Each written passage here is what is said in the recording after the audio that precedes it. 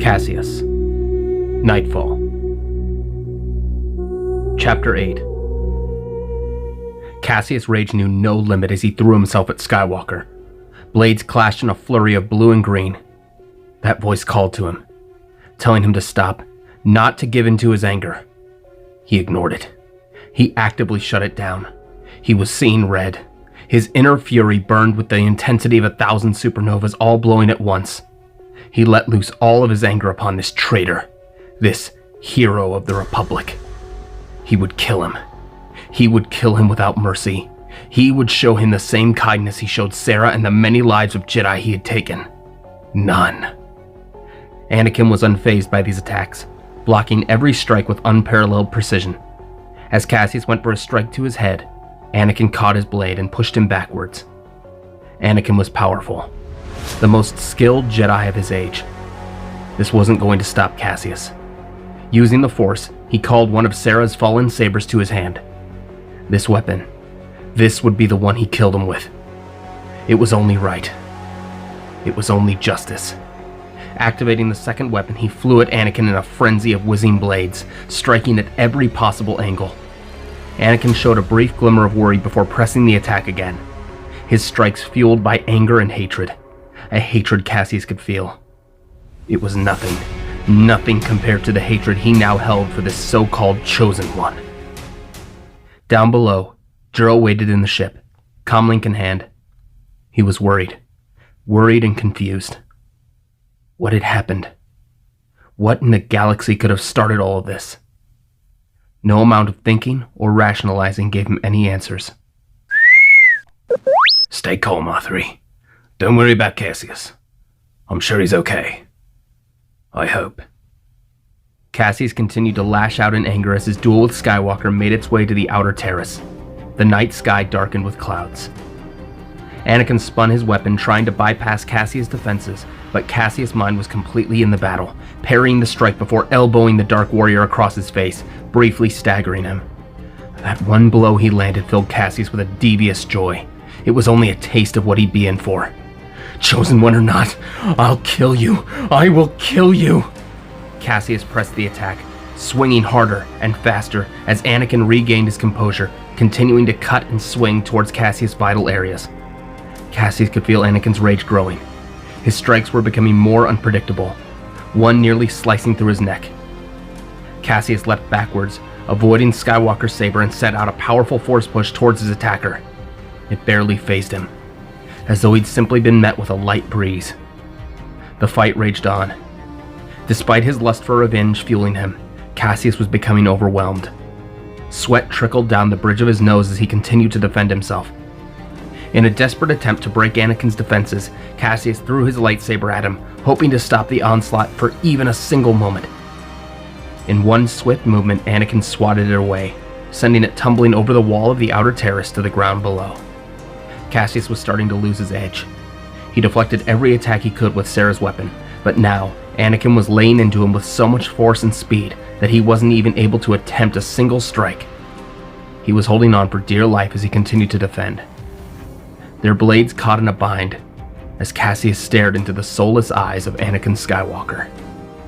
Just then, an explosion rang out from the top of the Jedi Temple. The spires were in flames, and rubble fell around them. Caseus looked up in terror. No. This was... In this brief moment, Anakin kicked Caseus back towards the edge of the wall, stunning him before swinging upwards and severing his left arm at the elbow, and Sarah's weapon along with it. Caseus cried out in pain before his throat tightened, as Anakin gripped his neck through the Force, moving his body over the edge of the wall, over a several 100-foot fall. He looked into Anakin's eyes, and then he fell, as Anakin dropped the helpless Jedi to the ground below. His vision was clouded as he fell, eyes watering. He could see his demise. In one final attempt to save himself, Caseus raised his remaining arm and sent the most powerful force push he could muster at the ground beneath. It was barely enough. The impact was terrible, as he painfully collided with the stone steps of the temple, tumbling down, breaking bones, bruising his skin, and shattering his spirit. He finally came to a stop at the bottom of the steps. Everything hurt. His ears were ringing. He couldn't move. His vision started to fade. The last thing he saw as he looked up was the fires engulfing the temple. The same vision the Oracle had shown him on Kelja. This was it. This is where he would die.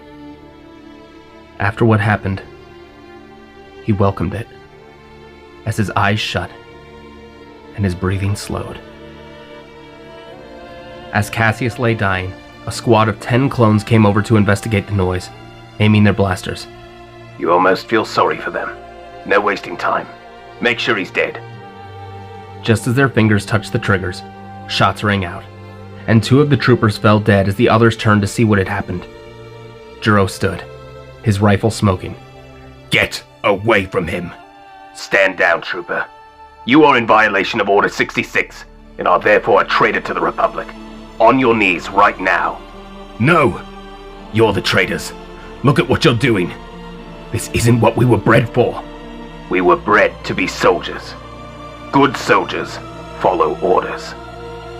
The clones aimed their blasters, only for a bronze and green astromech to charge forward. R3 began spraying oil and gases and activating all manner of gadgets, distracting the clones before igniting his jet thrusters and lighting a massive fire that engulfed several of the troopers. Jiro quickly ran to Caseus and grabbed him. He was breathing. By some miracle, he was breathing. R3, come on! More clones began to arrive, as R3 beeped wildly at Jiro before rushing forward, stalling them.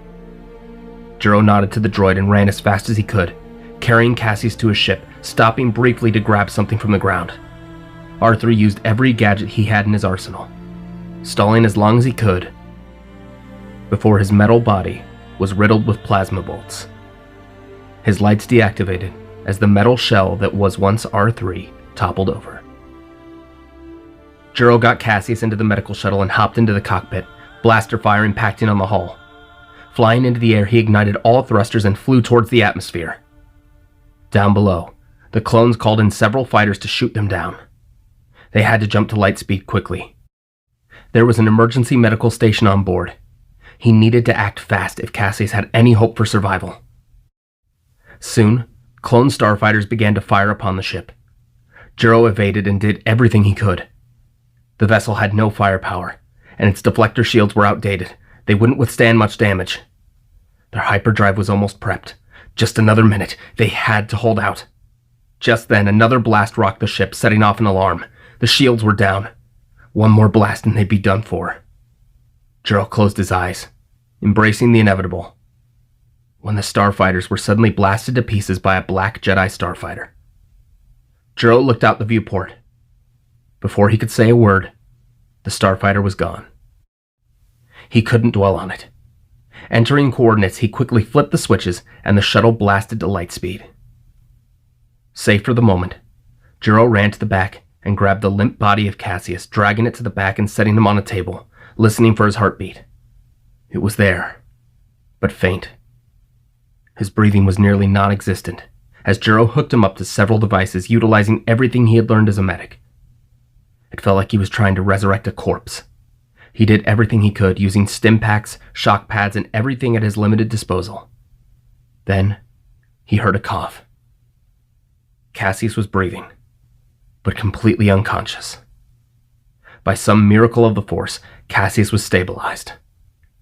Jiro made sure that all the machines were functioning properly before heading back to the cockpit. He needed more equipment. Then he remembered. There was an old Republic medical outpost not far from where they were. After a separatist attack, it was left abandoned, deemed too risky to continue operations. It was a long shot, but if there was even a single Bacta tank there, he could save him. They arrived within an hour. It was just as he thought, completely abandoned. Grabbing a hover stretcher, he loaded Caseus' body onto it. He dreaded having to remove him from the machines keeping him alive, but it was their only option. Inside, the entire facility was littered with junk and pieces of equipment left from the evacuation. Rushing to the medical bay, he turned on the lights and saw it. a Bacta tank. It would take a few minutes to get it into working order. Soon, Caseus was placed inside. All he could do now was wait. Wait and hope that his commander, his friend, would pull through.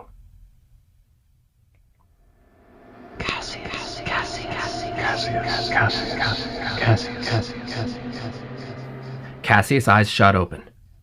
He was lying in a bed. He could hardly move. Every bone in his body ached. You're awake. Caseus turned in horror, seeing Juro by his bedside. Stay away from me. Don't come any closer.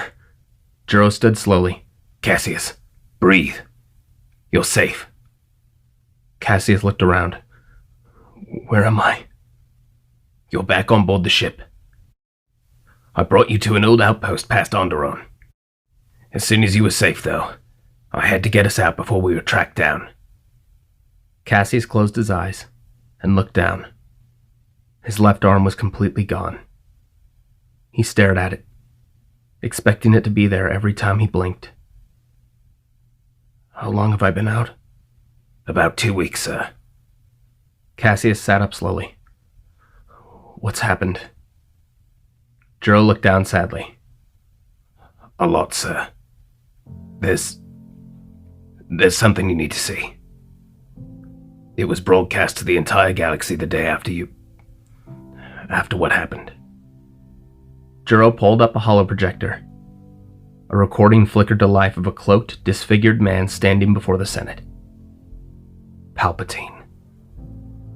In order to ensure our security and continuing stability, the Republic will be reorganized into the First Galactic Empire for a safe and secure society. Caseus stared at the recording, completely numb, as he laid his head back down. It made sense now. All of it. It was him. It was him all along, and they'd been too blind to see it. Order 66, sir. That's what was sent out to every clone in the galaxy. The Jedi are to be hunted down and executed. You. Why didn't it affect you? I don't know, sir. Nothing is making any sense. Not what happened. And not how we escaped. Escaped?